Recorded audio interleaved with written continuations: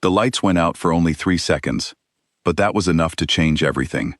Elena Whitfield felt a hand close around her wrist and pull her sideways, away from the crush of bodies near the stage. Before she could ask what was happening, a mouth found hers in the darkness, warm and certain, as if the man kissing her had been waiting his whole life for exactly this moment. She froze. Her heart slammed once, twice, and then the lights flickered back on, and she pushed away so hard she knocked over a champagne glass on a nearby table. She did not see his face. She only saw broad shoulders and a black jacket disappearing into the crowd, and she did not wait to look closer. She ran. Elena had not wanted to be at the Camden Charity Gala in the first place.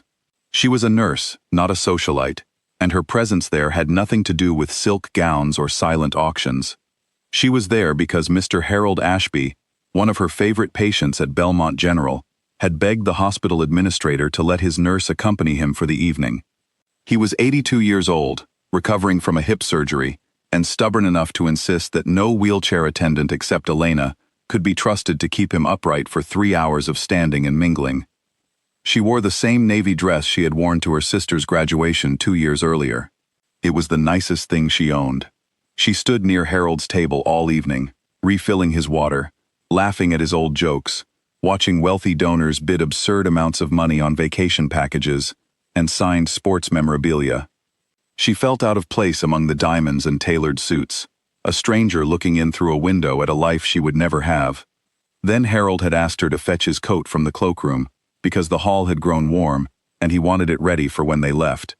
She had slipped through the crowd near the edge of the ballroom, close to the stage where the auctioneer was preparing to close out the night with what he called a mystery lot, a masked charity kiss, auctioned off for the highest bidder, all proceeds going to the children's wing of the hospital.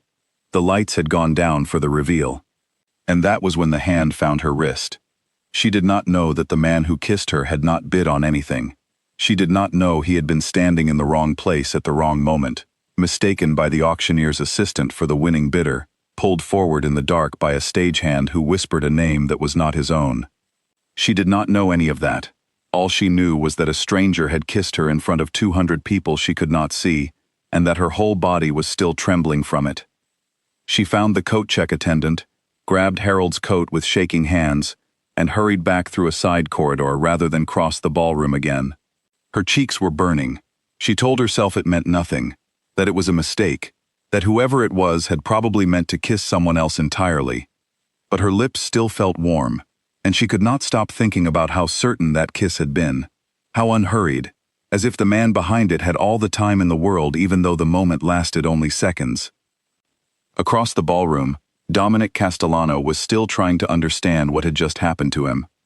He had come to the gala for one reason only, to meet privately with Victor Calloway, a shipping magnate whose company controlled a stretch of the eastern docks that Dominic needed access to. The gala was cover, nothing more. Dominic did not attend charity events for charity. He attended them because powerful men liked to pretend they were generous in public before making brutal decisions in private, and galas were an easy place to corner them for a quiet word. He had been standing near the stage, waiting for Victor to finish a conversation with the mayor's wife, when a stagehand grabbed his arm in the sudden dark and hissed, "You're up. Go," and shoved him forward before he understood what was happening. He had assumed it was some kind of security matter, a signal, code language from one of his own men. Instead, he found himself face to face with a woman he could not see, and before his mind caught up with his body, he had already kissed her. It was not something he planned. It was not something he had ever done. Dominic Castellano did not lose control of a room, not even for 3 seconds in the dark. And yet there he was, his hand around a stranger's wrist, his mouth against hers, feeling something crack open in his chest that he had no name for. Then she was gone, and the lights were back, and Victor Calloway was calling his name from across the room, as if nothing unusual had occurred at all. Dominic finished his business with Victor in a fog.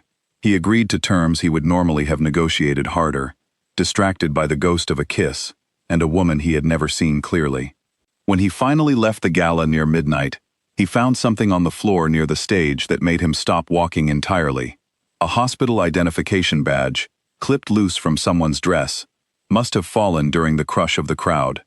The photograph showed a young woman with dark hair pulled back, serious eyes, and a small, guarded smile, as if she were not used to having her picture taken. The name beneath it read, Elena Whitfield, registered nurse, Belmont General Hospital. He did not know for certain that this was her, but something in his chest told him it was, the same something that had cracked open in the dark 3 hours earlier, and he slid the badge into his jacket pocket before his driver pulled the car around. His right-hand man, Anthony, noticed something different about him on the ride home and made the mistake of asking what happened at the gala. Dominic did not answer. He looked out the window at the city lights blurring past and turned the badge over in his fingers, tracing the edge of it, like it might tell him more than a name and a photograph ever could. Elena did not sleep well that night. She lay awake replaying the 3 seconds in the dark, annoyed with herself for how much space they were taking up in her mind. She had a full shift at the hospital in the morning, 12 hours on her feet, and she needed rest, not thoughts about a stranger's mouth, and the particular way her name had never once come up between them. She realized the next morning, while getting dressed for her shift, that her badge was missing. She searched her bag twice, checked the pockets of the navy dress, checked the floor of her car. Nothing. She would need to request a replacement from hospital security, another cost she could not really afford this month. Another small headache stacked on top of all the others. Her life did not leave much room for headaches that were not strictly necessary. Elena was 26 years old and had been the only steady income in her household since her mother's illness 3 years earlier had drained what little savings the family had.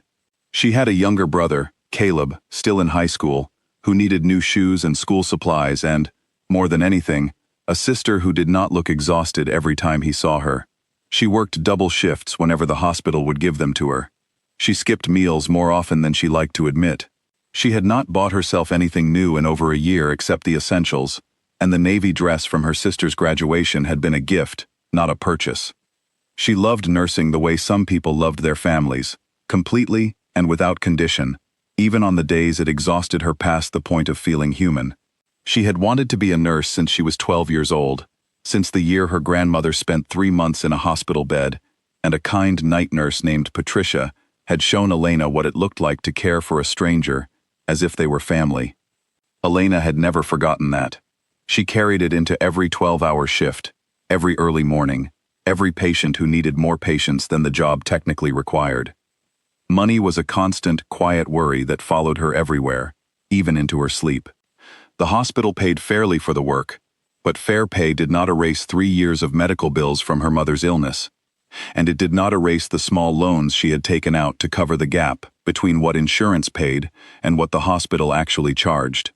She kept a notebook in her kitchen drawer, where she tracked every bill against every paycheck, crossing out numbers in pencil so she could change them later if something unexpected came up, which it usually did. She had learned to live inside a very narrow margin, and she had learned not to resent it, because resentment took energy she did not have to spare. Caleb did not know how tight things really were. Elena made sure of that. She wanted him to finish school thinking about his grades and his friends and whatever ordinary teenage worries filled his days, not about whether the electricity bill would be paid on time. She picked up extra shifts quietly, told him she liked the overtime, smiled when he complained that she was never home, and never once let him see the exhaustion that sat behind her eyes by the end of a long week. It was a small kindness she gave him, without asking for anything in return, and she did not think of it as a sacrifice. She thought of it as simply being his sister. Harold Ashby, in particular, had become something like an honorary grandfather to her over the 6 weeks of his recovery. He talked about his late wife constantly, about the garden they had built together 40 years ago, about how strange it was to grow old in a world that moved faster every year. Elena listened to all of it, even on days when her feet ached and her back throbbed from 12 hours of constant motion, because she understood that loneliness could be its own kind of illness, one that no medicine on the ward could touch. She arrived at work that morning and found Harold in good spirits, full of questions about the gala, teasing her gently about how she had disappeared for nearly 20 minutes to fetch his coat. She laughed it off and did not tell him what had happened near the stage. It felt too strange to say out loud, too much like something from a story rather than something that had actually happened to her. By the time her shift ended, She had almost convinced herself the whole thing was fading, a strange footnote to an otherwise ordinary night. She walked to the bus stop in the cold evening air, her feet sore, her mind finally quiet enough to think about something as simple as dinner. She did not notice the black car parked across the street, idling at the curb, its driver watching the hospital entrance with more attention than a stranger should have. Dominic sat in the back seat of that car for nearly an hour before he told his driver to take him home. He had not planned to come here. He had told himself, on waking that morning with the badge still sitting on his nightstand, that he would return it through proper channels, mail it to the hospital, let security sort out whose it was, and get it back to her, without him ever appearing in person. That was the sensible plan. That was the plan of a man who understood that his world, and a hospital nurse's world, were not meant to touch. Instead, he had found himself outside Belmont General, at the end of a long day, watching the doors for a woman whose face he had only seen in a photograph. In a moment, he could not fully explain even to himself. He told himself he only wanted to see if his instinct had been right, if the woman in the photograph was the same woman from the dark. He told himself this was curiosity, nothing more, the kind of loose thread a careful man simply needed to tie off before he could put the whole strange night behind him. He saw her walk out through the sliding doors in dark blue scrubs, her hair down now instead of pinned up, her shoulders set with the particular tiredness of someone who had been on her feet since morning. He recognized nothing about her face, because he had never seen her face, and yet something in him settled the moment he saw her, some quiet certainty that had no evidence behind it at all. He did not approach her. He told his driver to pull away before she could notice the car, and he sat in silence for the rest of the ride home with the badge in his hand, turning it over and over, already knowing that he was not going to let this go as easily as he had told himself he would. Anthony was waiting for him when he arrived, a folder in hand, an update on the docs negotiation with Victor Calloway that Dominic barely registered. His mind kept circling back to blue scrubs and dark hair, and a name typed neatly beneath a small photograph. Elena Whitfield. He said the name once, quietly, testing the shape of it in his mouth, and found that he liked it far more than a man in his position had any business liking anything. That night, for the first time in longer than he could remember, Dominic Castellano lay awake thinking about someone other than business, someone other than the endless calculations of power and territory and debt that ruled every other hour of his life.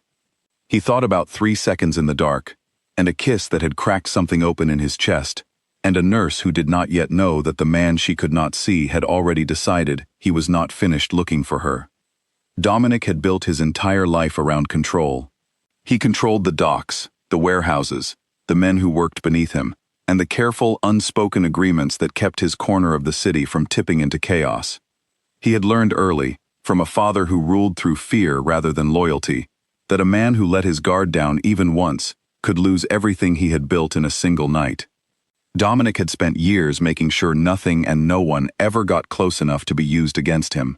He kept his circle small, his emotions smaller, and his private life almost non-existent, because a private life was a weakness, and weakness was something his world did not forgive. And yet here he was, unable to stop thinking about a woman whose face he had never seen, whose voice he could not clearly recall, whose only trace in his world was a small plastic badge with a photograph on it. It made no sense to him, and he was not a man who tolerated things that made no sense. He decided, lying there in the dark of his own bedroom, that he would find a way to see her again, properly this time, in the light, where he could look at her face and finally understand what it was about 3 seconds in the dark that had unsettled him so completely. Across the city, Elena finally fell asleep on her small couch, with the television still playing quietly, too tired to make it to her bed, her mind drifting one last time to a stranger's mouth and the warmth she could not explain away, no matter how many times she tried. She did not know his name. She did not know what he did for a living, or the kind of danger that followed a man like him through every room he entered. She only knew that something in her chest had shifted that night, a small crack of light in a life that had been carefully, exhaustingly ordinary for so long, and that she was, despite every sensible instinct telling her otherwise, curious to know more. Neither of them could have guessed, on that first quiet night, how far that curiosity would carry them, or how much it would cost before it was through. Elena's phone buzzed with a message from an unknown number, and the first line alone made her stomach drop. "I believe I have something that belongs to you." She read it 3 times standing in her kitchen, coffee going cold in her hand, before she could decide whether to be afraid or curious. She had spent the 2 weeks since the gala, telling herself the strange kiss in the dark was over, a closed chapter, a strange story she might tell a friend one day and laugh about. She had requested a replacement badge from hospital security and filled out the paperwork without complaint, resigned to never knowing what happened to the original. Now, staring at an unknown number on her phone screen, she felt that closed chapter crack open again.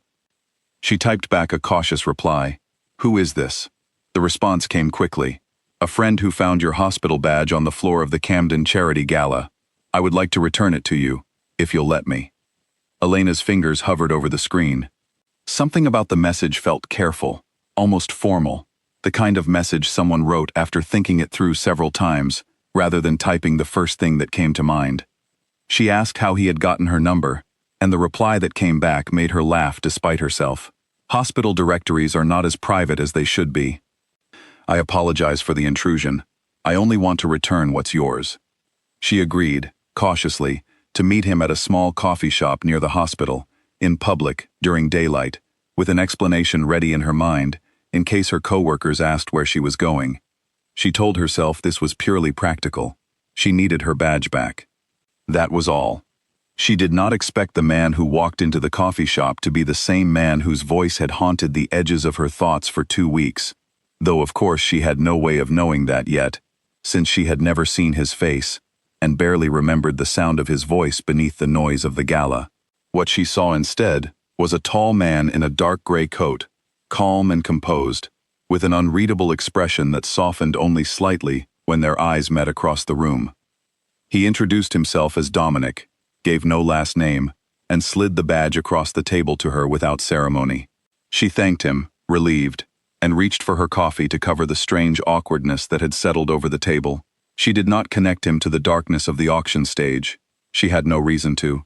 He gave nothing away, and his manner was so composed, so ordinary on the surface, that nothing about him triggered the memory she had spent 2 weeks trying to set aside. They talked longer than either of them intended.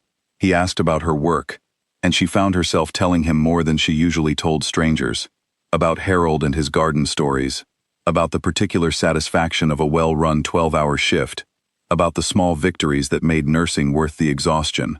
He listened in a way that surprised her, without checking his phone, without the polite impatience she had grown used to from people who asked questions out of habit rather than interest. She asked him what he did for a living, and he told her he worked in shipping and logistics, which was true in the narrowest possible sense, and left out everything that mattered. He was careful with his words, in a way she noticed but could not quite name, a precision that felt less like dishonesty, and more like a man accustomed to guarding information as a matter of survival. She did not press. She had her own reasons for keeping certain things to herself, and she respected the same instinct in someone else. When they parted outside the coffee shop, he did not ask for her number, though he already had it, and she did not offer to see him again. But something had shifted in the exchange, a small warmth neither of them acknowledged out loud, and Elena found herself thinking about him more than she expected to on her walk back to the hospital. 3 days later, an anonymous donation arrived at Belmont General, earmarked specifically for the pediatric ward's outdated equipment fund, a sum large enough that the hospital administrator called an emergency meeting to discuss how best to use it. Elena had no reason to connect the donation to the quiet man from the coffee shop, and so she didn't, though she noticed, with a small flicker of something she couldn't name, that the timing felt strange. Dominic told himself the donation was simply good business, the kind of quiet generosity that kept his name clean in circles where cleanliness mattered. He told himself this had nothing to do with the woman he had spent an hour talking to over lukewarm coffee, nothing to do with the way she had laughed once, briefly, at something he said, a sound that had lodged itself somewhere in his chest and refused to leave. He told himself many things over the following days, and believed almost none of them. He found reasons to return to Belmont General. A family friend, he told the front desk, needed a consultation with a specialist, and could someone point him toward the right department. He walked the halls slower than necessary on his way out, scanning for a flash of dark hair in blue scrubs, and told himself this was simply thoroughness, simply making sure the consultation had gone smoothly. He saw her twice that week, brief glimpses across a crowded hallway, once with a clipboard in hand, once laughing with a colleague near the nurse's station. Neither time did she notice him. He kept his distance both times, unwilling to explain to himself why he wanted so badly simply to look at her, why the sight of her in her element, competent and unhurried despite the chaos around her, settled something restless in his chest that had been unsettled for 2 weeks. Anthony noticed the pattern before Elena ever could. He had worked for Dominic long enough to recognize when his boss's attention had drifted somewhere it had never drifted before, and he raised it carefully, the way a man raises a subject he suspects will not be welcomed. Dominic did not deny it outright, which told Anthony more than any explanation could have. He simply said that some things were not open for discussion yet, and Anthony, wise enough to know the difference between curiosity and interference, let the matter rest. Elena, for her part, found herself thinking about Dominic more than she wanted to admit, even to herself. She told her closest friend at the hospital, a fellow nurse named Priya, about the strange coffee meeting, downplaying it as a small, forgettable errand. Priya was not fooled, she pointed out, with the particular bluntness of someone who had known Elena for years, that Elena did not usually remember the exact color of a stranger's coat, or the exact way he had said thank you when she passed him the sugar. Priya was not the type to let a subject go once she had noticed something worth noticing. She cornered Elena in the break room the following day, 2 cups of vending machine coffee in hand, and asked, with the directness of someone who had earned the right to be direct, what exactly was going on. Elena tried to deflect, insisting there was nothing to tell, but Priya simply raised an eyebrow and waited, the way she always did when she knew Elena was holding something back. Eventually, Elena gave in and admitted that she had agreed to have dinner with him, and that she did not entirely understand why she felt so drawn to a man she barely knew. Priya listened carefully, her teasing falling away for a moment, and told Elena gently that she deserved something good in her life, something that was hers alone, and not tied to bills or shifts or anyone else's needs. Elena appreciated the sentiment, even as a small, uneasy feeling settled in her stomach, a sense that she could not yet name, as though some part of her already understood that this particular good thing might come with complications she was not prepared for. Elena brushed off the observation, though it stayed with her longer than she expected. She told herself she was imagining significance where there was none, that a man returning a lost badge was simply a man returning a lost badge, and that reading anything more into it was a distraction she could not afford. Her life did not have room for distractions. Between her shifts, Caleb's school schedule, and the endless quiet math of making ends meet, there was no space left over for anything as impractical as wondering about a stranger's smile. And yet the following week, when Dominic sent a brief message asking if she would be willing to meet again, this time for a proper dinner rather than a rushed coffee, she found herself typing yes before she had fully decided to. The rival family watching Dominic's movements noticed the pattern too, though for very different reasons than Anthony had. Victor Calloway's associates, wary of the shifting balance of power on the docks since Dominic's deal had gone through, had begun tracking his comings and goings more closely than usual, looking for any weakness that might be exploited in future negotiations. A man like Dominic Castellano did not typically make repeated visits to a public hospital without reason, and reasons, in that world, were currency. Someone began asking quiet questions about the nurse he kept returning to see, questions that would not stay quiet for long. Elena knew none of this. She only knew that she had agreed to dinner with a man whose last name she still did not know, a man whose gray eyes seemed to carry more weight than his easy, careful manner let on, a man who had somehow, without her fully noticing how, become someone she looked forward to seeing. She told herself she would be careful. She told herself she would not let this become anything more than a pleasant distraction from an otherwise exhausting life. She did not yet understand that Dominic Castellano was not a man who did anything by half measures, and that the quiet, careful interest he had shown her so far was only the beginning of how far he intended to go to keep her in his life, whatever the cost turned out to be, for either of them. That evening, before the dinner, Elena stood in front of her small closet, trying to decide what a person wore, to something that was not quite a date, and not quite anything else either.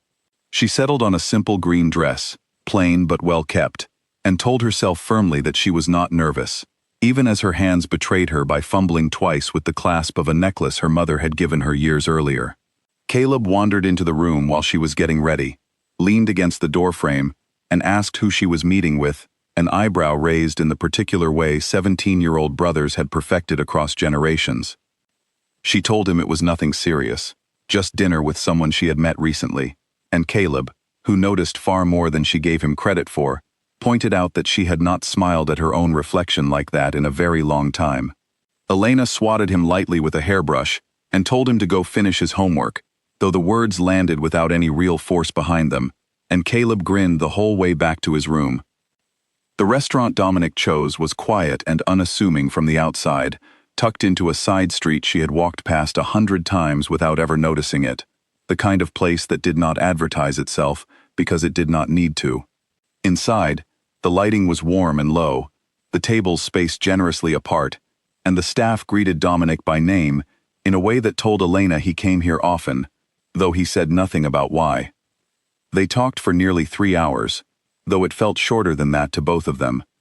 He asked about her mother's illness when she mentioned it in passing, and listened without offering the empty sympathy she usually received when the subject came up, the kind of sympathy people gave because they felt they had to, rather than because they meant it. He asked instead practical questions, thoughtful ones, about how she managed, about what had helped and what hadn't, and Elena found herself talking more openly than she had in months, surprised by how easy it was. She asked him, in turn, about his family, and watched something close behind his eyes before he answered carefully that his father had died when he was young, and that he had learned early to take care of himself and the people who depended on him. He did not elaborate, and she did not push, sensing the same careful boundary in him that she recognized from their first meeting. There were parts of himself he was not ready to show her, and she respected that, the way she hoped he would respect the same in her. Near the end of the meal, he asked her, almost hesitantly, whether she had ever attended a gala or event like the one where they had first met, and something in the way he asked it made her pause. She told him, laughing a little at herself, that she had, and that something strange had happened there that she had never quite been able to explain. A kiss in the dark from a man she never saw. She watched his face carefully as she said it, but he gave nothing away, only nodded slowly, and said that strange things happened at events like that, more often than people realized. She did not think anything more of his reaction that night, though she would remember it later, turn it over in her mind, and understand only in hindsight what it had actually meant. For now, she simply enjoyed the rest of the evening, the warmth of good food and better conversation, the strange, unfamiliar sensation of feeling entirely seen by someone for the first time in longer than she could remember. When he walked her to her car afterward, he did not try to kiss her again, though she found herself wondering, briefly and without meaning to, what it might feel like to be kissed by him in the light this time, with both of them fully aware of who the other person was. He simply thanked her for the evening, told her he hoped to see her again soon, and waited until she was safely inside her car before he turned to leave.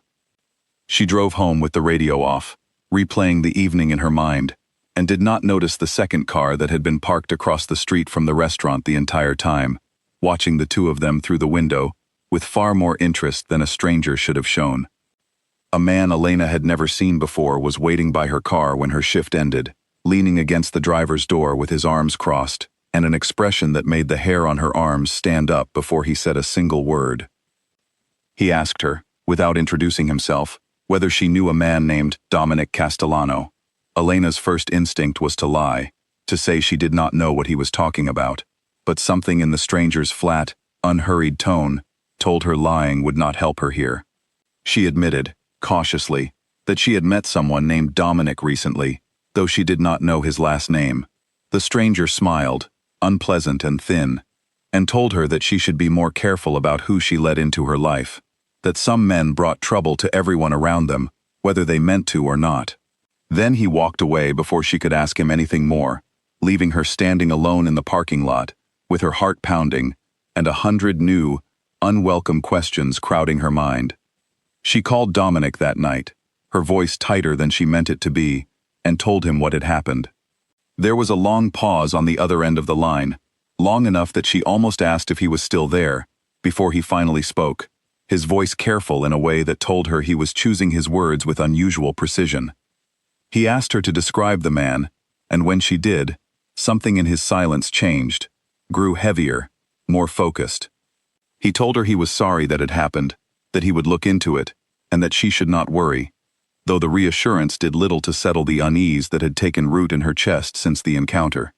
She asked him directly, for the first time, exactly what he did for a living, and exactly what kind of trouble a stranger might think he carried with him. He did not answer right away. When he finally spoke, he told her only that his work involved shipping and business interests that sometimes brought him into contact with difficult people, and that he would never let anything happen to her because of it. It was not a full answer, and Elena knew it, but something about the certainty in his voice, the quiet steel beneath the careful words, made her decide, against her better judgment, to trust him a little longer. Over the following weeks, their relationship deepened in ways neither of them fully planned. He began picking her up after long shifts when he could, bringing food she was too tired to make herself, sitting with her in comfortable silence while she decompressed from 12 hours on her feet. She began noticing small things about him that did not fit the picture of a simple businessman, the way he always chose seats facing the door, the way his eyes moved constantly across any room he entered, as if cataloging every exit, the two men who sometimes waited outside in a parked car whenever he visited her apartment. She asked him about it once, directly, sitting across from him at her small kitchen table with 2 mugs of tea going cold between them. He looked at her for a long moment, weighing something in his mind, and then told her, in careful, measured pieces, more of the truth than he had told anyone outside his own world in years.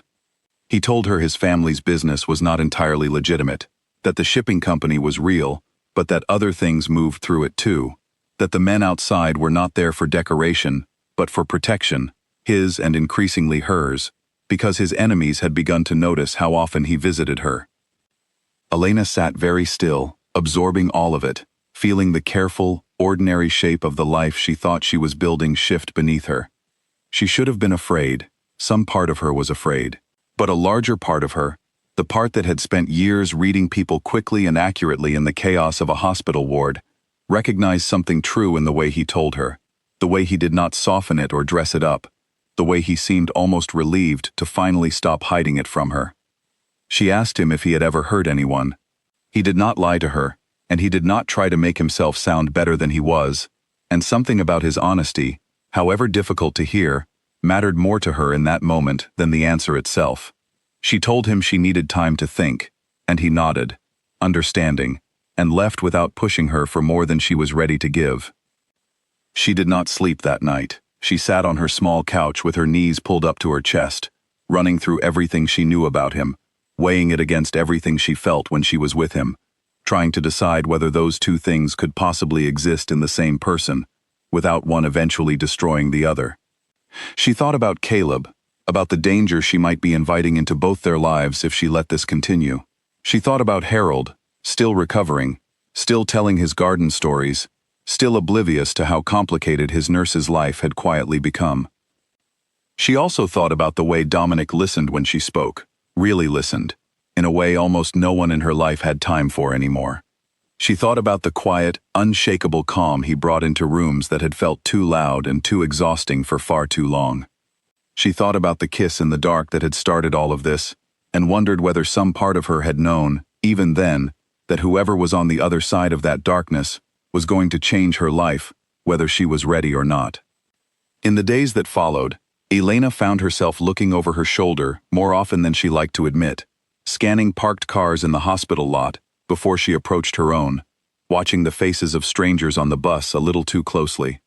She hated the change in herself, hated the way fear had crept into small, ordinary moments that used to require no thought at all. She had spent her whole adult life building a quiet, stable routine, one shift after another, one bill paid after another, and now that routine felt fragile in a way it never had before, as if the ground beneath her had shifted just slightly out of alignment. She thought, more than once, about ending things before they went any further, about calling Dominic and telling him this was too much, too complicated, too far outside the boundaries of the careful life she had built for herself and Caleb. She rehearsed the words in her head during quiet moments on her shift, imagined how the conversation might go, how relieved she might feel once the danger was no longer hers to carry. But every time she pictured actually saying the words, something in her resisted, some stubborn, quiet certainty that she was not ready to let go of what she had found with him, however complicated it had become. Priya noticed the shift in her almost immediately, the new tension beneath Elena's usual composure, and asked what was wrong during a quiet moment between patients. Elena, unable to explain the full truth, told her only that things with Dominic had become more complicated than she expected. Priya, sensing there was more beneath the surface, did not press, but she watched her friend more closely after that, worried in a way she did not fully voice. Meanwhile, Anthony brought Dominic troubling news. The man who had approached Elena in the parking lot worked for Victor Calloway, confirming what Dominic had already suspected, that his rivals had identified Elena as a potential weakness, a way to pressure him without confronting him directly. Dominic's expression, upon hearing this, went cold and still, in a way that made even Anthony, who had known him for over a decade, take an involuntary step back. Dominic increased security around Elena, without telling her the full extent of it, additional men watching the hospital, additional care taken with her roots home, all of it invisible to her, but constant nonetheless. He told himself this was simply prudent, simply the responsible thing to do given the threat, but he knew, in the quiet honesty he rarely allowed himself, that it was more than prudence. He was afraid, genuinely and deeply afraid, in a way he had not been in years, of losing something, before he had even fully allowed himself to have it. 3 days after their conversation at her kitchen table, Elena called him and asked him to come over. When he arrived, she did not waste time on pleasantries. She told him she had spent 3 days thinking about everything he told her, weighing the danger against everything she had come to feel for him, and that she had decided, with open eyes and no illusions about what she was choosing, that she wanted to keep seeing him. She told him she needed honesty from him going forward, always, even when the truth was difficult, and he agreed without hesitation, something in his chest loosening for the first time since the trouble at the parking lot had begun. He told her he would do everything in his power to keep her and Caleb safe from the consequences of his world, and she believed him, not because he offered easy promises, but because everything she had seen of him so far suggested he was not a man who made promises he did not intend to keep. Their relationship deepened after that conversation, built now on a foundation of honesty rather than careful omission. She learned more about his world gradually, at a pace she could manage, and he learned more about her life, her family, the quiet, constant sacrifices she made without ever asking for recognition.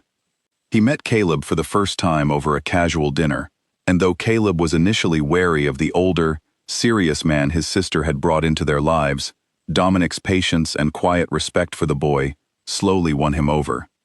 The dinner with Caleb had gone better than either Elena or Dominic expected, though it started awkwardly enough.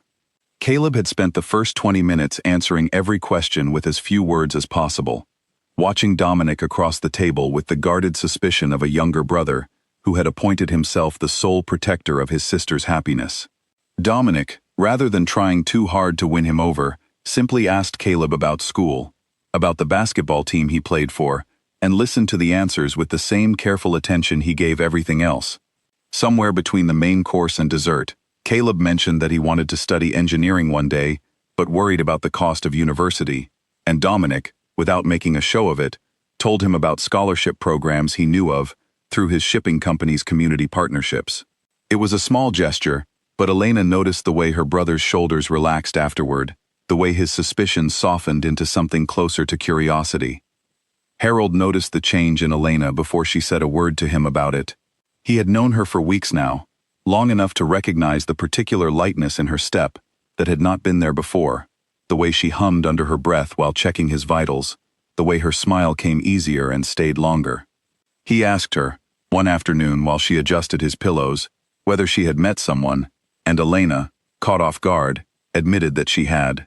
Harold's face broke into a wide, delighted grin, and he told her that his late wife used to say love announced itself in a person's shoulders before it ever reached their mouth. Elena laughed at that, surprised by how much the old man's happiness for her meant, and found herself hoping, quietly and fiercely, that whatever she had found with Dominic would prove worth the risk she was taking. Dominic's fear, in the days following the parking lot incident, ran deeper than he allowed himself to show anyone, even Anthony. He had spent his entire adult life building walls precisely so that no one could ever be used against him, the way his mother had once been used against his father. A memory from childhood he rarely let himself revisit, of watching his father make an impossible choice between his business and the people he loved. Dominic had sworn, even as a boy, that he would never let himself become vulnerable in that particular way. And yet here he was, doing exactly that, choosing a woman over the safety of distance, and the fear that came with that choice sat heavy in his chest every time his phone rang unexpectedly or a car idled too long outside her building. He doubled the number of men watching her apartment without telling her, arranged for a driver to quietly track her route to and from work, and had Anthony run a full assessment of every entrance and exit at Belmont General, in case the situation ever required a quick way to get her out safely. He did all of this without fanfare, without asking for credit, because he understood that the moment she felt suffocated by his protection, she would pull away, and he could not risk that any more than he could risk her safety. Anthony, watching his boss operate with this new, careful intensity, found himself thinking that he had never seen Dominic fight this hard for anything that wasn't territory or money. It struck him, more than once, that whatever Elena had unlocked in his old friend was not something either of them fully understood yet, and he found himself hoping, in his own quiet way, that it would not end up costing Dominic more than he was prepared to pay. But even as their bond grew stronger, the danger around them grew with it. Victor Calloway's associates continued watching, waiting for the right moment to use what they had learned against Dominic, and neither Elena nor Dominic yet understood how close that moment truly was, or how much it would cost both of them before it finally arrived. Glass shattered somewhere behind her, and Elena dropped to the kitchen floor before she even understood what had happened. It was nearly midnight, and she had been alone in her apartment, Caleb asleep down the hall, when a brick crashed through her front window with enough force to send shards scattering across the living room carpet. Her heart hammered as she crawled toward Caleb's room, pulling him awake with a hand over his mouth so he would not cry out, whispering for him to stay low and quiet while she reached for her phone with shaking hands. She called Dominic first, before she even called the police, and he answered on the first ring as if he had been waiting for exactly this call. His voice, when she told him what happened, went instantly cold and sharp in a way she had never heard from him before. All warmth stripped away and replaced with something efficient and dangerous. He told her not to move, that men were already on their way, that she should stay with Caleb, away from the windows until they arrived. She had never heard him give an order before. She realized, in that moment, crouched on her kitchen floor with her brother trembling beside her, that she was seeing an entirely different side of him for the first time, the side that had built and protected an empire through force of will alone. The men arrived within minutes, moving through her apartment with practiced efficiency, checking rooms, securing the broken window, speaking to each other in low, clipped tones. Dominic arrived not long after, and the moment he saw her, something in his controlled expression cracked, just slightly, before he pulled her and Caleb, both into a tight, protective embrace that told her more about his fear than any words could have. The police came and took a report, though everyone in the room understood without saying it that this had nothing to do with a random act of vandalism. Elena sat on her couch afterward, wrapped in a blanket one of Dominic's men had brought her, watching him pace the length of her living room with barely contained fury, and felt something inside her go quiet and cold with a clarity she had not expected. She asked him, once Caleb had finally fallen back asleep in the guest room down the hall, exactly who had done this, and why. Dominic told her the truth without softening it this time, that Victor Calloway's people were sending a message, using her as a way to pressure him into concessions on the docks deal, that they had identified her as the one point of vulnerability in an otherwise carefully guarded life. He told her he should never have let this happen, that he had underestimated how far his enemies would go, and that the guilt of it sat in his chest like a stone. Elena listened to all of it, with a strange, exhausted calm, the adrenaline of the night finally beginning to fade into something heavier. She told him she was not angry at him, not exactly, but that she needed to understand fully what she and Caleb were now part of, because a brick through a window was not an abstract danger anymore. It was real and immediate, and it had nearly reached her sleeping brother. Dominic did not try to minimize any of it. He told her, in full, everything he had kept carefully compartmentalized until now, the history of his family's business, the extent of his conflict with Calloway, the resources at his disposal to protect her, and the honest, difficult truth that there was no guarantee this would be the last attempt to reach him through her. He told her that if she wanted to walk away, he would understand, that he would make sure she and Caleb were protected, regardless of what she decided, that her safety mattered more to him than whether she chose to stay. Elena did not answer right away. She sat with the weight of the choice for a long moment, looking at the broken window now covered with a temporary board, at the exhausted, guarded man in front of her, who had just offered to let her go, rather than force her to live with a danger she had not chosen. She thought about Caleb asleep down the hall, about the life she had worked so hard to build for both of them, about how easily that life could be shattered by forces entirely outside her control. But she also thought about everything Dominic had shown her since the night at the gala, the patience, the honesty once he finally allowed it, the fierce, immediate protectiveness he had shown the moment she was in danger. She thought about the version of herself that had existed before him, careful and exhausted, and quietly lonely, in ways she had stopped letting herself notice, and the version of herself that existed now, more alive than she had felt in years despite the fear. She told him she was not leaving. She told him that walking away would not make her safe. Not really. Not if his enemies had already identified her as a target, regardless of whether she stayed with him, and that she would rather face the danger with him beside her than without him at all. Dominic's expression, hearing this, shifted into something raw and unguarded that she had not seen from him before. Relief and gratitude, and something that looked almost like disbelief that she would choose to stay.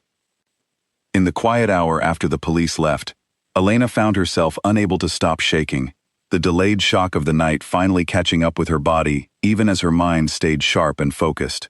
Dominic sat beside her on the couch, not speaking, simply present, his hand resting lightly over hers until the trembling slowly began to ease.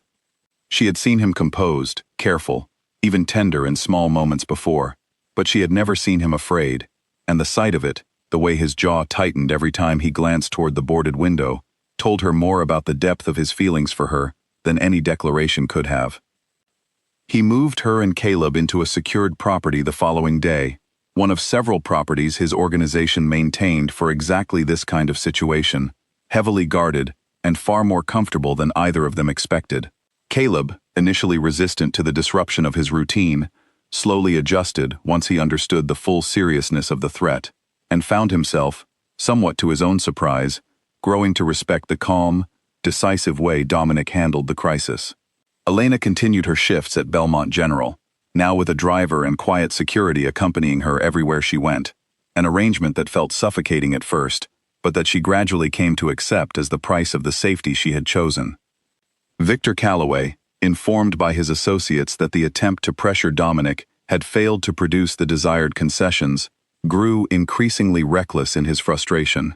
He had underestimated both Dominic's resolve and Elena's, assuming that a hospital nurse with a modest life and a younger brother to protect would crumble quickly under pressure, rather than stand firm beside a man she had known for only a matter of weeks. His miscalculation left him searching for a more direct approach, one that would not leave room for Dominic to protect her so easily a second time. Dominic, sensing the escalation building on the horizon, began preparing more aggressively than he had allowed himself to before, calling in favors from allies across the city, tightening security around every aspect of Elena and Caleb's new life, and quietly gathering the resources he would need to end the conflict with Calloway once and for all, rather than let it drag on indefinitely, with Elena's safety hanging in the balance.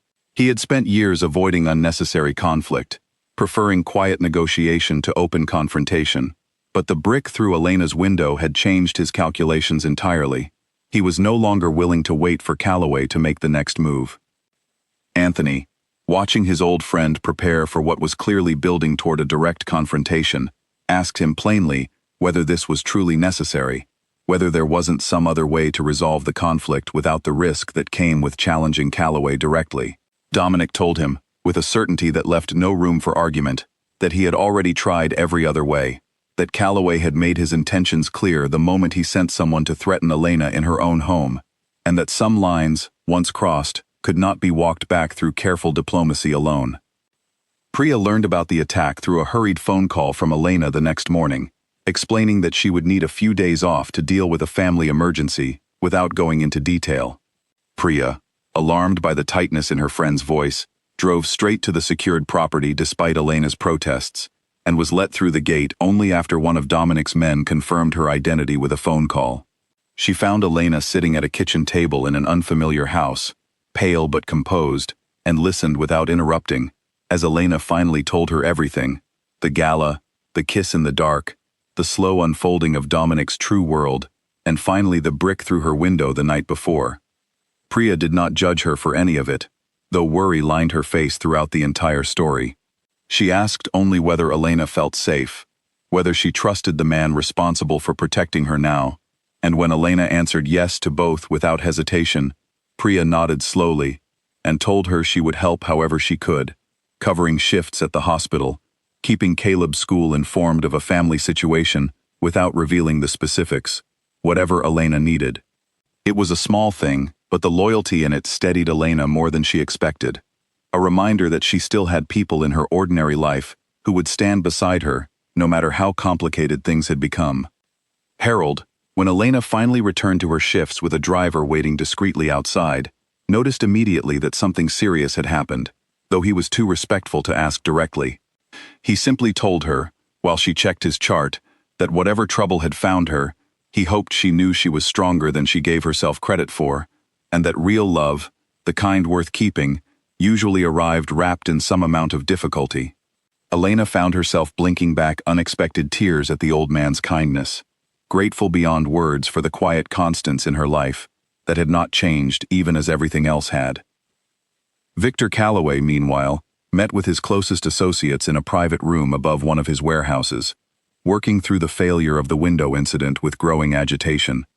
He had expected the threat to Elena to force Dominic into a hasty, poorly considered response, something he could use to justify a wider conflict on terms favorable to himself.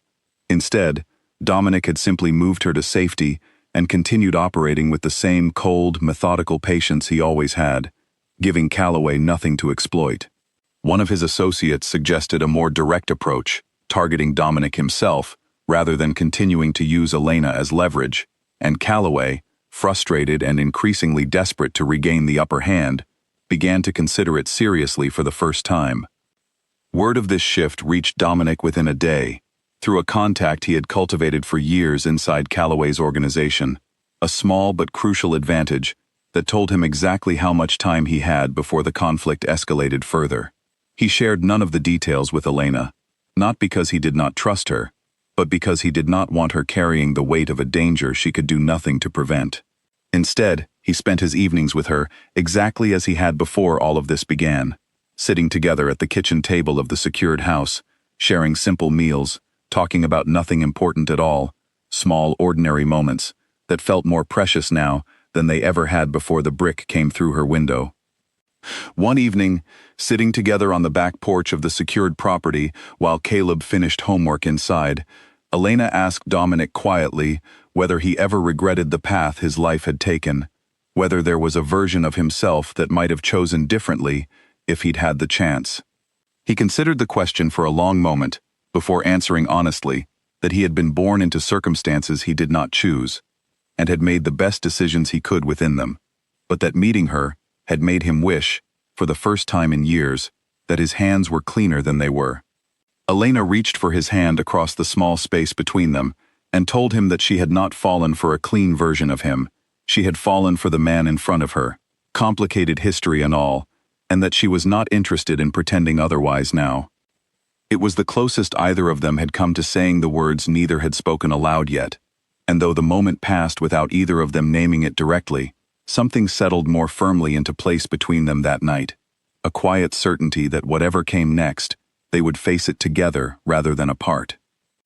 Dominic's phone rang at 3 in the morning, and the voice on the other end told him Victor Calloway's men had been spotted near the secured property's outer perimeter. He was fully dressed and moving through the house within minutes, waking his security team, checking every door and window himself despite the trained men already stationed throughout the property.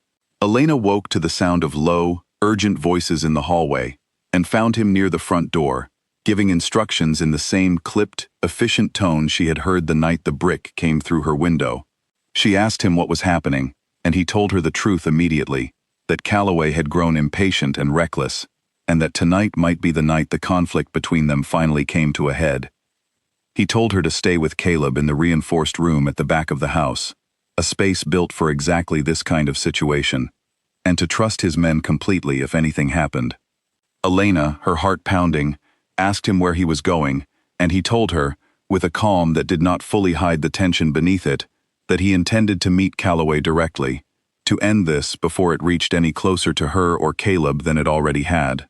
She grabbed his arm before he could leave, told him she could not lose him now, not after everything, and he pulled her into a brief, fierce embrace, promising her he would come back, before disappearing into the dark with 2 of his most trusted men. The hours that followed were the longest of Elena's life. She sat with Caleb in the reinforced room, both of them silent, listening to every distant sound, every car engine, every creak of the house settling around them. Caleb, trying to be brave for her sake, asked quietly whether Dominic was going to be all right, and Elena, unable to offer false certainty, told him only that Dominic was smart and careful, and that she believed, with everything in her, that he would come home to them. Across the city, Dominic met Victor Calloway at a warehouse near the docks that had once belonged to Dominic's father, a location chosen deliberately to remind Calloway exactly whose territory he had chosen to threaten. The 2 men faced each other across a wide, empty floor, their respective men positioned along the shadows, tension coiled tight enough to break at the smallest provocation. Dominic told Calloway plainly that the attacks on Elena ended tonight, one way or another, and that he had come prepared to make sure of it, whether through negotiation or through force. Calloway, arrogant and increasingly desperate after weeks of failed pressure, tried to leverage the moment, insisting that Dominic hand over control of key shipping routes in exchange for Elena's continued safety. It was the wrong move, and both men seemed to sense it the moment the words left Calloway's mouth.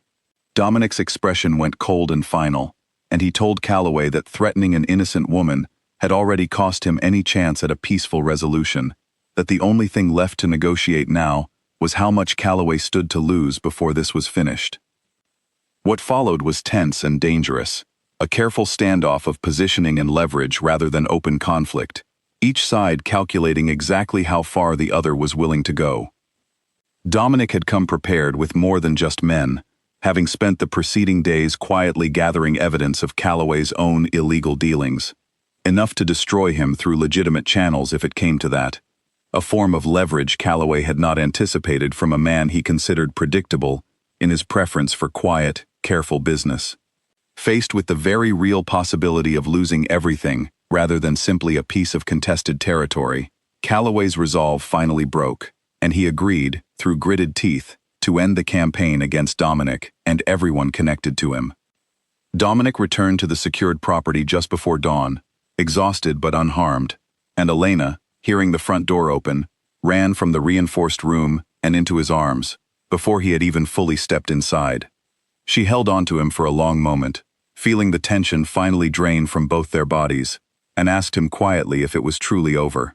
He told her yes, that Calloway had backed down, that the danger that had followed them for weeks had finally been resolved, and Elena, overwhelmed with relief, allowed herself to cry for the first time since the night the brick shattered her window. Caleb, watching from the doorway, felt something in his own chest ease as well, the low hum of fear that had followed him for weeks finally beginning to fade. He approached Dominic once Elena finally let go, and to everyone's surprise, extended his hand solemnly, thanking him for keeping them safe. Dominic shook it, something warm breaking through his exhaustion, and told Caleb that protecting the people who mattered to him, was never a burden, only a responsibility he was glad to carry.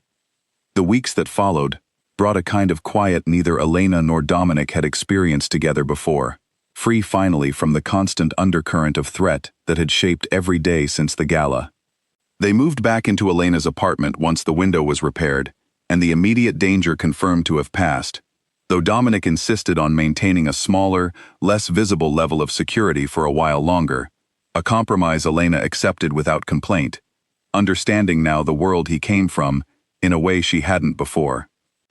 Harold, delighted to have Elena back at his bedside with her old warmth fully restored, asked her one afternoon whether the mysterious trouble in her life had finally resolved itself.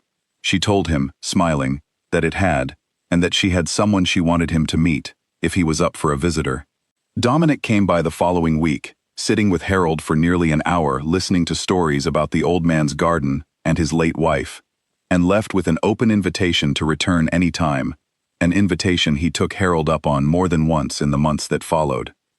Priya, watching her friend return to work with a lightness she had not seen in years, teased Elena mercilessly about the whole situation, though the teasing came wrapped in genuine happiness for her friend.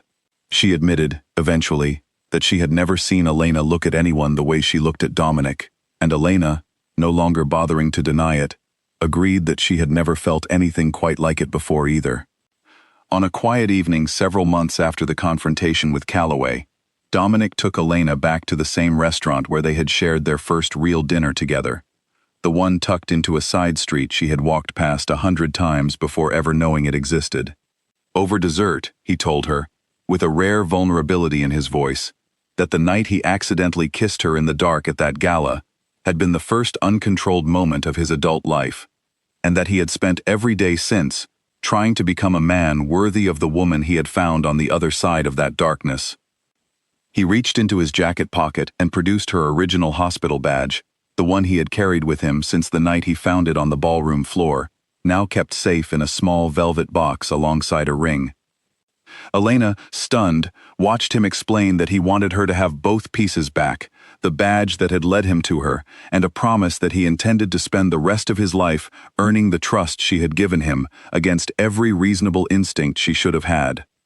She said yes before he had even fully finished asking, laughing through unexpected tears, and the small restaurant staff who had watched their relationship unfold meal by meal over the past months broke into quiet applause.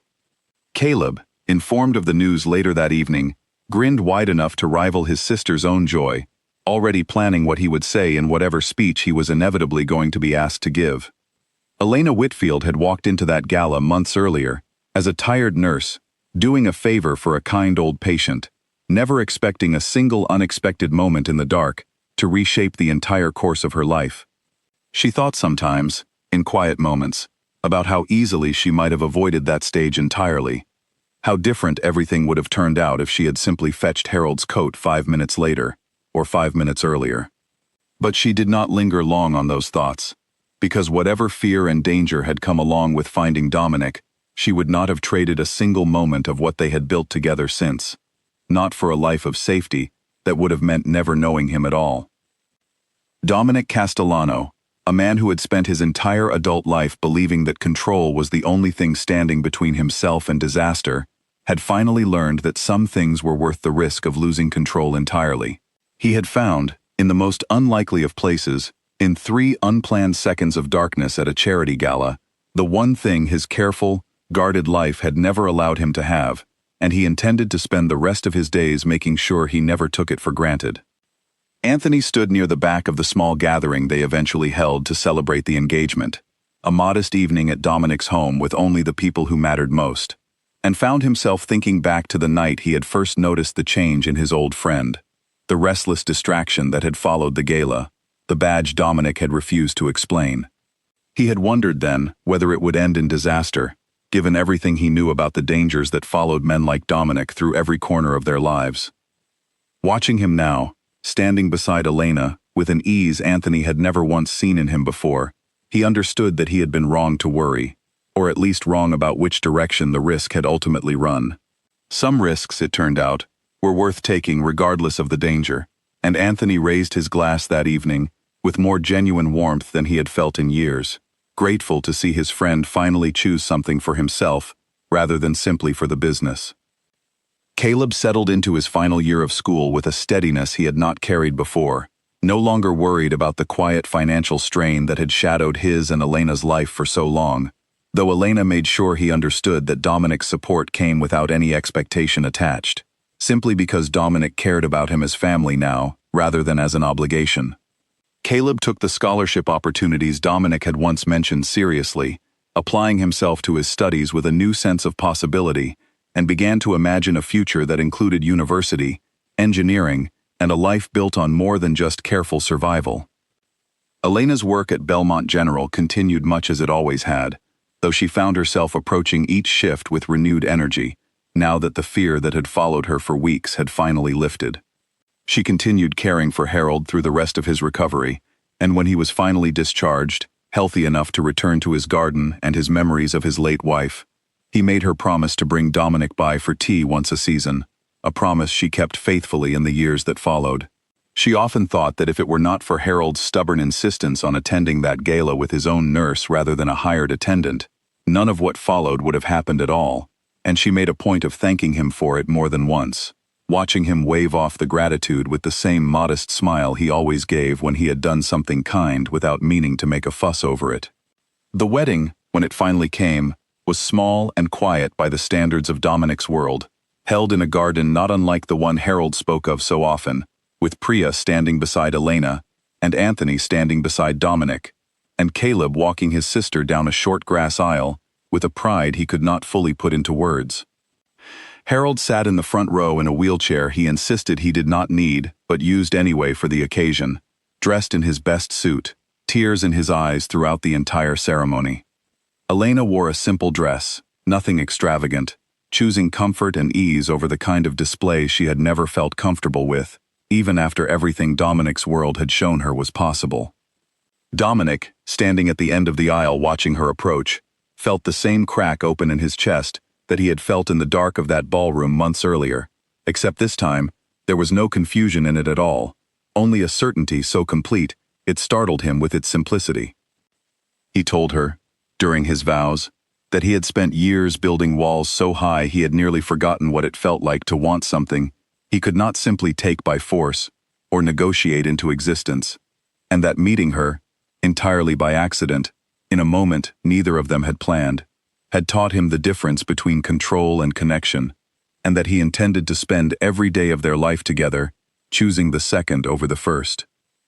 Elena, her own vows simpler but no less heartfelt, told him that she had walked into that gala expecting nothing more than a long evening on her feet, and had walked out with a mystery that turned into a fear that turned, slowly, and against every reasonable instinct, into the deepest love she had ever known, and that she would choose him again, every single time, no matter how the story began. Years later, when Caleb graduated from university with an engineering degree, funded in part by the scholarship program Dominic had first mentioned at an awkward family dinner, Elena and Dominic sat together in the audience, hands intertwined, watching him cross the stage with the same quiet pride Harold had once shown at their own wedding. Harold himself, older now but still stubborn and full of stories, sat beside them, having outlived his own doctor's cautious predictions by several years, insisting it was good company, and good tea that had kept him going as long as it had. Elena sometimes told the story of how they met to friends who asked, always the same way, with a small, private smile that Dominic recognized instantly whenever he heard it from across a room. A charity gala, a mistaken kiss in the dark, a dropped hospital badge, and a man who simply could not stop looking for the woman on the other side of that darkness until he found her. It sounded, to anyone hearing it for the first time, like the beginning of a story too unlikely to be true.